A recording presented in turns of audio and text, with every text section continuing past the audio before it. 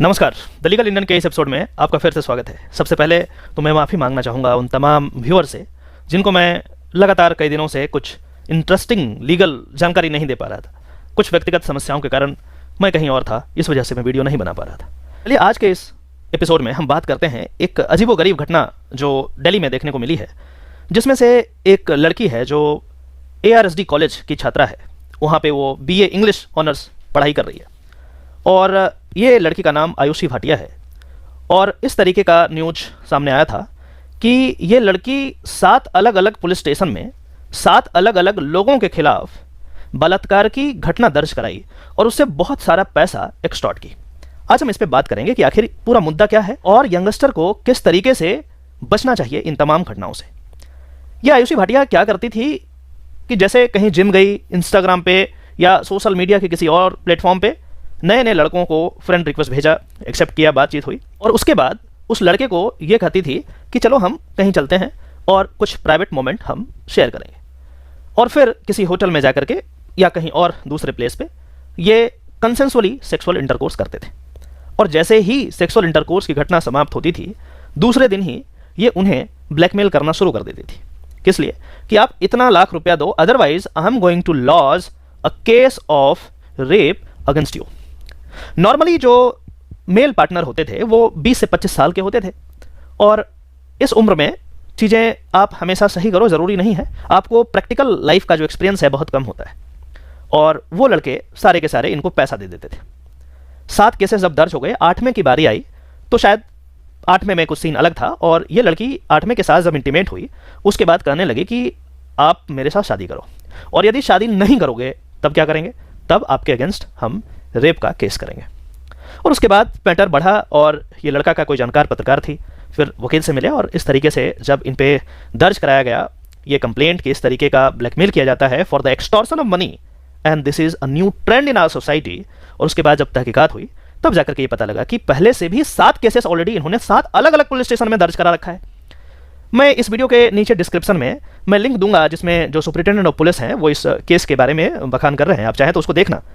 अब जो हमारे साथ प्रॉब्लम है कि आखिर ये क्यों हो रहा है, और इससे पहले कि मैं ये बताऊं कि क्यों हो रहा है, सबसे बड़ी और सबसे इंपॉर्टेंट और सबसे अजीबोगरीब बात यह है कि इस पूरे प्रकरण में इस लड़की के साथ कौन कौन साथ काम कर रहा था। इसकी माँ, इसके चाचा। आप समझिए कि हमारा समाज कहाँ जा रहा है, किस रास्ते पे जा रहा है कि लड़की की माँ और चाचा ये अपनी बच्ची को कह रही है कि जा तू उसके साथ सो जा और बदले में उससे पैसा ले आना। और ये लड़की है कौन? ये लड़की एक स्टूडेंट है जो ARSD दिल्ली यूनिवर्सिटी कॉलेज में पढ़ रही है। इस तरीके की चीज़ें हमारे समाज में हो रही है। और मैं एक और बात बताऊं, चूंकि मैं इस प्रोफेशन में हूं, मैं ऐसे केसेस लगातार डेली बेसिस पे देख रहा हूं। मैं ये कहना चाहता हूं कि ये चीज़ बहुत ज़्यादा मशरूम हो गया, पूरा का पूरा रैकेट है इनका। बहुत अलग अलग तरीके के ऑर्गेनाइजेशन चल रहे हैं जिनका सिर्फ काम यही है कि आप बंदे को पकड़ो, फंसाओ और उनको ये कहो कि तुम यदि पैसे नहीं देते हो तो I am going to lodge a frivolous case against you. This is how the provisions of IPC, provisions of rape और भी अलग अलग प्रोविजंस हैं, मिसयूज हो रहे हैं। लॉ का इतना मिसयूज है कि एक जनरल आदमी को नहीं पता चल सकता जब तक आप इस प्रोफेशन में नहीं आए। आप कहते हैं pendency of cases, more than 50% cases सारे के सारे फ्रिवलस हैं, जानबूझ करके मॉडिफाइड इंटेंशन से कराए जाते हैं। और फिर हम दूसरी तरफ बड़े बड़े आर्टिकल लिखेंगे न्यूज़पेपर में, भैया पेंडेंसी है तो ये है वो है, इंफ्रास्ट्रक्चर नहीं है। ये सारी बातें अलग है, लेकिन फ्रिवलस केसेस बहुत ज़्यादा है। भर भर के फ्रिवलस केसेस आजकल फाइल किए जा रहे हैं। आप डोमेस्टिक वायलेंस के केसेस में देख लें, आप डिवोर्स के मैटर में देख लें, भर भर के गलत चीज़ जो कभी हुआ ही नहीं है वो चीज़ें की जाती है। कल एक वकील साहब के पास में गया और उनसे बातचीत हो रहा था।